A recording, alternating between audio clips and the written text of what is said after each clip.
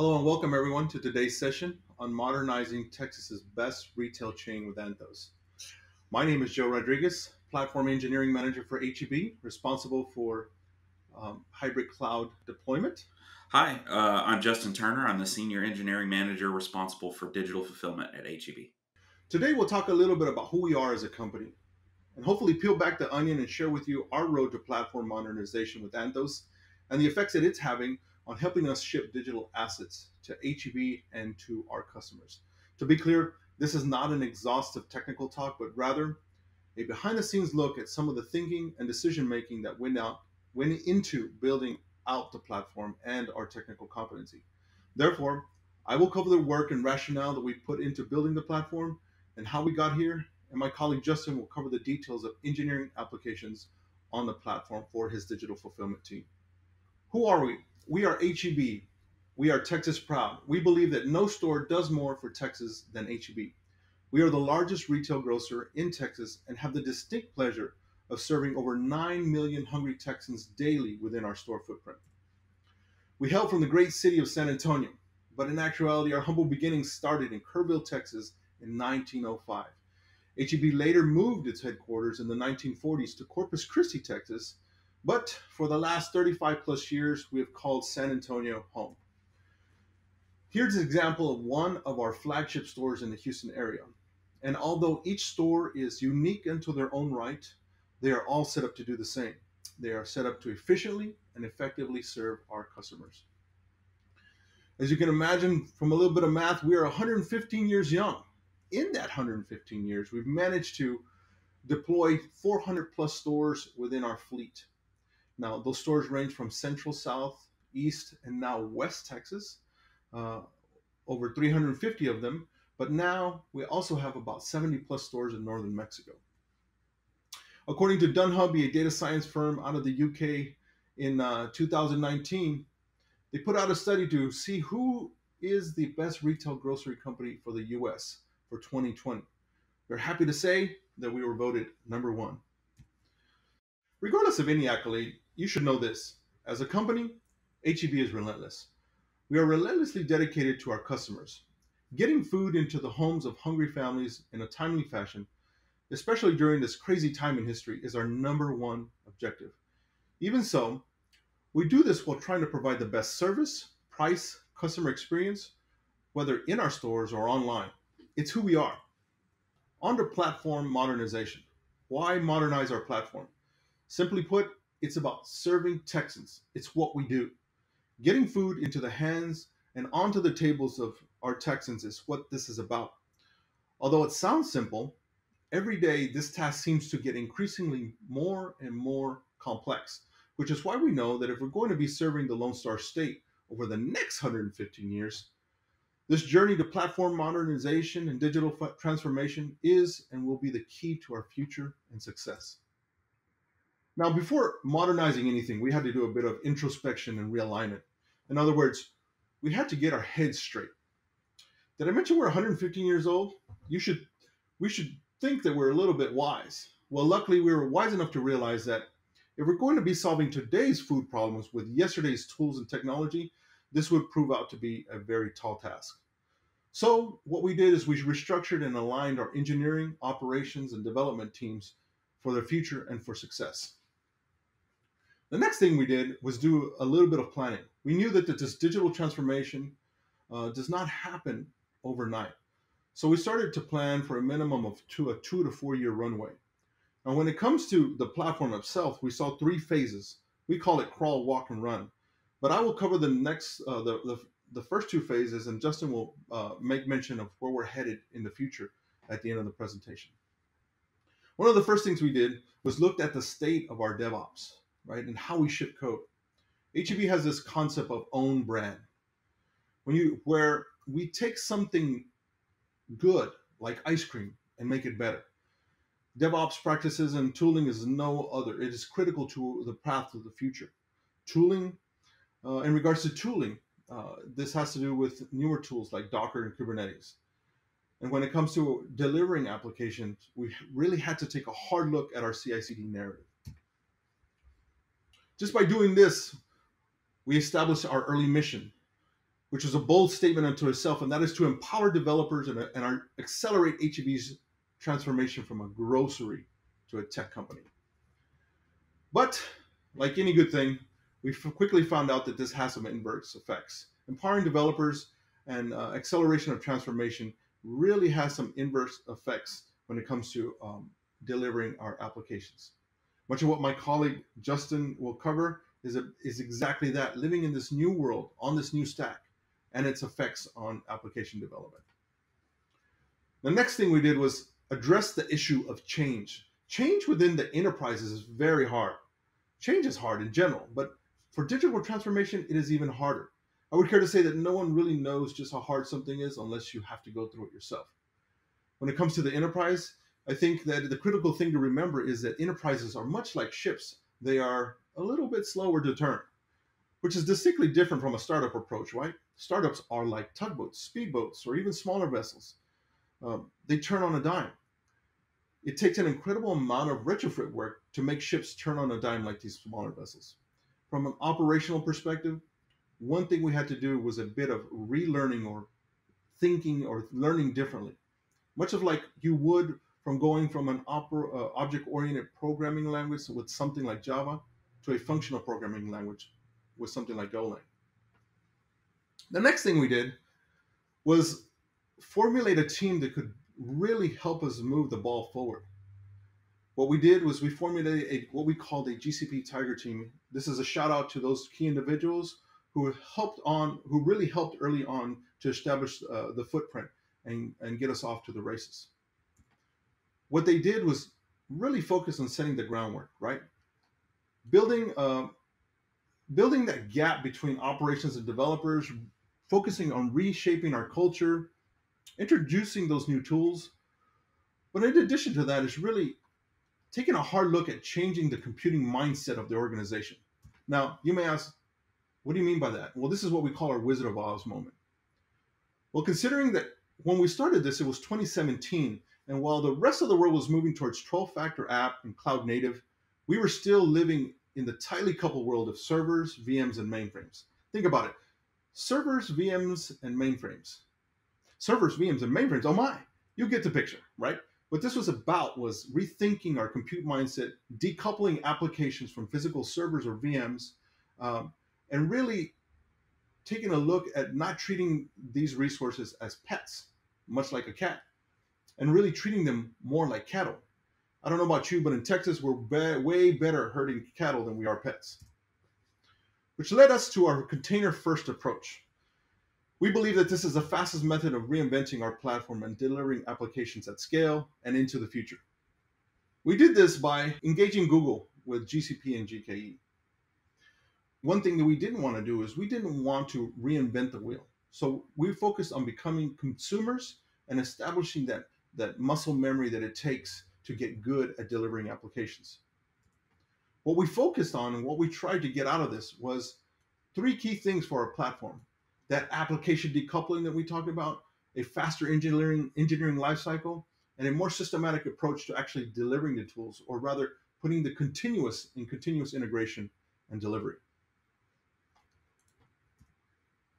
For our application deployment, we sought to have more uniform observability of our applications, really focus on that operational agility that most high-performing institutions look for these days, and really taking a policy-driven approach or a security as code approach to applications.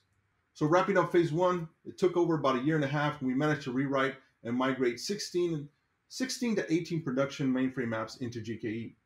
And so not to steal from any of what Justin is about to talk about, but what we began to notice was a speed in delivery, that operational agility that we were looking for, consistency, and overall developer happiness. So now we're feeling kind of comfortable in walking through with our heads in the clouds. So the question now became, how do we bring this closer to home? How do we do this on-prem for applications that need to sit within our four walls? Which led to a new mission, right? Was to accelerate our value creation for our developers. And in addition, shift the unit economics of engineering, which really is just an intelligent way of saying, how do we tackle certain applications to go out first? Now, this is where the proper realignment and introspection that I talked about earlier really came into play. This meant that in order to be successful, operations, developers, engineers had to be on the same place, such that there was frictionless development, world-class operations, and automatic repeatability within our systems. Enter Anthos. Why not? Why Anthos though? You know, there is a variety of solutions out there currently in this space, but what we really wanted to do was stick really close to open source, meaning we really were looking for a raw Kubernetes experience, right? Continuing to build on that technical competency that we've just got through GKE, and again leverage that existing support structure that Google provides us should we need it. Again, what this is about is why we chose Anthos as our platform for application modernization was that we're able to leverage existing knowledge that exists within our data centers, in particular with VMware, right? So Anthos sits on top of VMware, and we have a very large VMware footprint. We're able to make use of our technical competencies to accelerate the delivery of this platform. In addition to that, tighter grain control deployment for compliance applications should we need that. The proximity to data, we cannot put all of our data out into the cloud. So having these workloads run very closely within our data centers puts that data in close proximity to these new systems. Again, leveraging that existing support and leveraging the experience that we have with Google. In addition to that, what we plan to do in the future is use this as a burstable launch point into other clouds. Is one key feature that we haven't made use of Anthos as of yet. So what this gave us were the essential building blocks that we need to move forward into the future. These building blocks were composed of Kubernetes, service mesh technology, and serverless technology that we quite haven't made use of yet, but we will here shortly. With that, I'm happy to announce that we have now officially launched our hybrid cloud solution at HEB. It took us about 9 months to sit with Google and get this thing right. But in February of this year, we kicked off the project. Happy to say that now in July, we are now in full beta, and we hope to go to full production come August, September timeframe. We'll be sporting a new application deployment approach with GitOps and some of the other tooling like Argo and what have you. In addition to that, our initial workloads will target only stateless, non-compliant applications. We wholeheartedly believe that we can get an adoption rate of 5 to 15% of the applications that we need to re-engineer, and we can double that in 2021. With that, I'll now turn it over to my colleague Justin to talk about his journey through modernizing digital fulfillment on our platform. Hey everybody, for the next part of this presentation, we're going to be going through a practical walkthrough of how we took the path that Joe blazed with his teams and really utilize that to modernize and transform how we deliver work in digital fulfillment. Digital fulfillment are the engineering teams and custom-built tools that power our curbside and home delivery business. These are made up of web and mobile applications, as well as delivery logistics smart routing services that allow us to efficiently deliver groceries to our customers. They are the tools that allow our make-ready departments to, on demand, prepare the items that are a part of our customers' orders. And they are the tools that allow our partners to shop, manage orders, and hand those orders off efficiently and correctly to our customers and delivery drivers. So some of the reasons we wanted to modernize digital fulfillment were due to the fact that each of these systems grew up as a bespoke monolith serving an independent business need. And over time, as our business grew and changed, the domains began to overlap more and more, which led to duplicate functionality in each application. As our business grew, we knew we wanted better tools to address the scaling that came with that growth. And due to the nature of these systems, there's a tight symphony of events that need to occur to get our customers their groceries on time and correctly. And any disruption can prevent us from doing that. Additionally, the nature of the business that we serve has changed as the pandemic goes on. These tools allow our customers to get groceries safely, and a disruption to that is something we don't want. So uptime is of a mission critical concern, and we want a better tooling to address it. We also have frequently changing needs due to the nature of this business. Each change that's requested by the business, simple as it may require complex changes across all of these applications and the entire ecosystem. So we knew we wanted to better serve the need for change. So we decided that we needed a new digital fulfillment services ecosystem. We asked ourselves as an engineering group what we wanted to get out of a modernization journey and rebuilding these systems. We knew we wanted to deliver work faster, recover from incidents sooner. We wanted to be more scalable and resilient to the realities and complexities of operating a complex system. We wanted to empower our engineers to grow and learn more parts of the stack than they had ever participated in before, and learn a lot of the new cloud native tools that are available to them. We also wanted single sources of truth for every domain within digital fulfillment. So we decided that a microservices approach met these needs. That said, we knew that the road to microservices was fraught with risk that we could create a distributed monolith or a situation worse than what we already had. So we came up with a simple set of principles to help us avoid these traps and be successful in our journey. We wanted our services to be stateless. We wanted to reduce code complexity with everything that we did. We wanted to encapsulate functionality within services to reduce operational complexity, as well as the chattiness between services.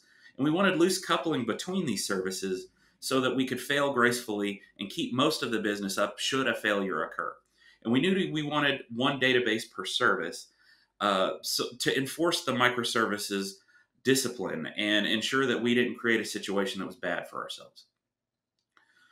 So the next step was to establish our domain-driven design. And we did this by following the event storming process. This allowed us to define the events, triggers, responses that make up the digital fulfillment ecosystem. From there, we took the groupings of these events and formed our bounded context, which informed our domains and ultimately led to the initial design for our services. With this domain-driven design, we now have what we needed to get started. And we knew we didn't want to show up with everything all at once with a big bang approach. So we picked the overlap between last mile delivery and curbside pickup domains to deliver our first set of services, specifically in efficiently loading the delivery vans as they arrive to a curbside. I'm happy to say that we were successful in this journey. In August of last year, we delivered our first cloud native services to production. It was a painful journey, and we had a lot of early learnings that informed the rest of it. We learned you need to validate your assumptions early and often about your domain-driven design and how you've designed your services, and not be afraid to redraw boundaries as you see fit. But you only learn about it by validating those assumptions. We learned that we needed to invest time in becoming familiar with cloud native patterns. We had a new tool set available to us, but initially we only brought what we already knew into the cloud. So we had to invest there. You also need to focus on the discipline around the principles of your services. As you get closer to the finish line, the temptation is there to subvert your principles to meet the deadlines or what have you. And it might get you there sooner, but it creates a worse situation for yourself down the road. So discipline around your principles is key and important. And we also learned by doing a little and getting those battle scars, making the mistakes early, we learned a lot. And it made the rest of our journey much smoother with that experience. These changes allowed us to start addressing our culture in digital fulfillment and how we do work. We moved from 2-week sprints where we would package up potentially shippable product increments and the risk of associated with 2 weeks worth of work. And we're able to move to weekly Kanban iterations where we were continuously delivering value to production.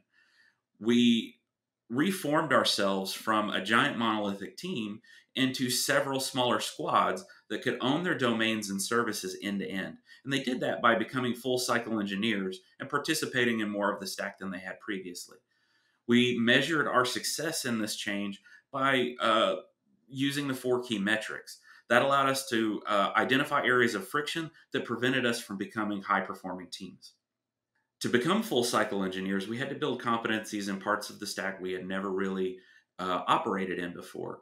We started with the database and performing backups and restores, as well as focusing on the efficiency of our queries in a way we never had before. We also started building our own CI/CD pipelines with Cloud Build and Spinnaker, and this allowed us to do things like introduce canary analysis to our deployments. We then built a competency around Kubernetes itself and GKE, and that allowed us to operate our services end to end and fully own what we've built. We then learned a lot of different tools in GCP that became available to us, one of which was BigQuery. It allowed us to build dashboards on the fly for our business, as well as understand our data in a way we never had before. One of the other competencies that we built was feature flagging, specifically utilizing a tool that we built ourselves for toggling features on and off in a way that makes sense for HEB. And we open sourced this tool. With the help of Joe's team, we worked with him to introduce the role of SRE to our teams. We embedded these partners on our squads, and they focused their efforts on helping us define SLIs, SLOs, and refining our alerts until they were actionable and meaningful. They also helped us define good error budget policies, and our stakeholders agreed to them, which allow us to change our behavior should we exceed our error budget. We also refined our incident response process so that we could put our engineers on call for what they build and on healthy rotation so they can really demonstrate that full end-to-end ownership. The next thing that we did was build a practice around chaos engineering. We did this by bringing in Gremlin, who through the use of guided game days helped us build a mindset around introducing failure scientifically to what we build. This allows us to validate all of our assumptions and our designs and really understand how our system is going to perform when failures do occur. This has grown into red versus blue exercises where we can practice incident response and is now growing even further into us automating our chaos engineering. So we're at the point where our new services are in production, they're rolling out to stores, and by the end of August, our full digital fulfillment ecosystem should be live in every curbside location at HEB. Some of the key learnings at this stage of the journey have been that change safety is vital. As you start to move faster, it increases the risk that you can push an error to production. And so you need a lot of automation around your testing so you can move at that speed, as well as things like canary analysis in your deployment pipeline to prevent you from pushing things to production that cause issues. You need to size your services for your teams. And what I mean by that is as you remove complexity from your code bases, you're introducing it into the operation of your services. And not every team needs thousands of microservices. So make sure that how you size your services is something you can successfully operate. We also learned that distributed systems are really hard. A lot of our issues here at the end have been around fine-tuning our domain-driven design and redrawing those boundary lines. And you can't be afraid to fail, but this is where that validation of your assumptions becomes key, as you need to refine as you go and not have to redesign your system at the end and build the muscle around distributed systems. Ultimately, this doesn't end. This is your new normal. We're doing this so we can better serve our business, but understanding that there isn't a finish line to all of this is a key learning for us. One of the most important things we learned is that focusing on the people is key to a successful digital transformation. And that's because the people that do the work are the ones that bear the burden of learning all of these new technologies, changing how they deliver work. The technical part of this is the easiest part. Providing a space for your people to fail safely, to learn, and investing in them is how you navigate this change successfully. So we're at the next stage. At the end of August, Joe and I will be working on our strategy to take what we've built on GKE and transition it to GKE on-prem, and then move that to the edge in our stores so that we have that ultimate level of reliability. Our services can run right next to our customers and weather the storm when there's unexpected events like a fiber cut. Thank you for attending our talk. If you have any questions, feel free to reach out to Joe or myself. We appreciate you.